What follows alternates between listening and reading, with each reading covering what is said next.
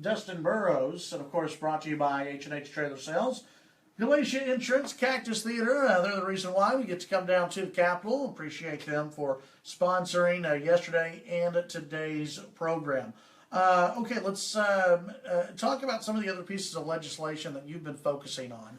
That maybe aren't grabbing all the headlines, like the bathroom bill and some of those other pieces of legislation. What else are you focusing on? I'll talk about two real quickly. I've got a producer protection bill. So talking about especially our cotton producers. And what this does is, we saw this back in a couple crop cycles. Our guys went in, made a contract. They did an estimate on how much bales they would make per acre. They sold those to merchants who turned around and sold them to mills over in China. The estimates did not come up to what they had estimated to because of hail.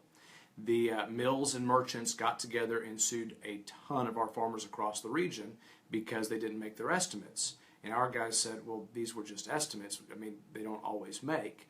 And the mills and merchants said, too bad, we're suing you for fraud. And our guys were like, what do you mean? They said, well, we don't like the way you estimated. And our guys said, well, wait a second, we've been doing the same way for 10 years. This is how we've always done it. Y'all have always accepted it. Why are you suing us for fraud? And they said, oh, we're just suing you. We need some money.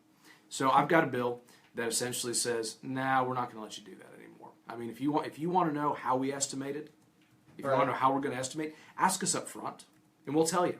But if you don't do that, you don't get to come back a year later and try to cripple and devastate the farming economy out in West Texas over it. It was a big deal. Hundreds of farmers sued over this. I can get into the minutia of it, but I filed a bill to stop that practice. I think it's good. I'm on Ag and Livestock Committee, and hopefully get a hearing on that bill and make some good legislation on it. Visiting with State Representative Dustin Burrows, one of the, I believe you brought this up in the last segment, and that is the debate over vouchers or education savings accounts, school choice. You have that theory that's being debated, I think mainly in the Senate right now. You have another theory of saying we need to fund more public ed, put about, what, $1.6 billion, is that right, back into public education. Where do you come down on this debate? It's two competing ideas. I'm with you. I don't think the votes are anywhere near there in the House for school choice, and in the rural communities, which you represent a lot of rural communities. That's a tough one. Yeah, probably at the end of the day, neither of those actually get passed during this legislative session. It's possible. I don't see either one of them coming through.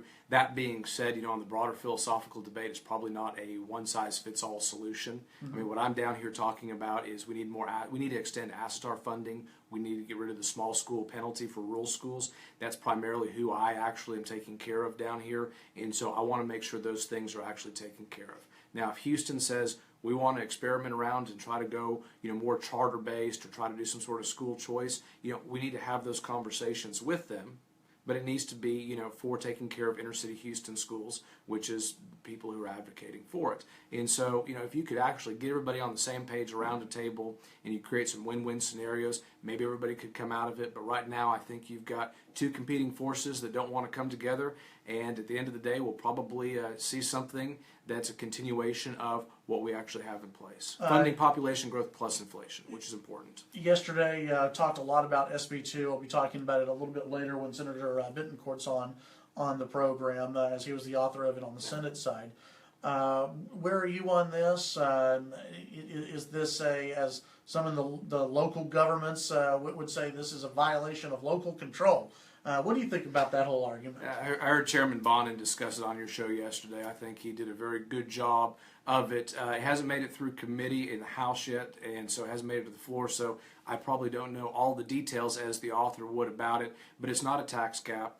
I think for some of our larger municipalities, it gives voters an opportunity to have some more control over some things. We already have a petition and referendum part of the code, and I think basically making it automatic rather than petitioning is a good change. There may be some debate at what percentage that election needs to actually be triggered, and for what different sizes of government needs to be triggered for.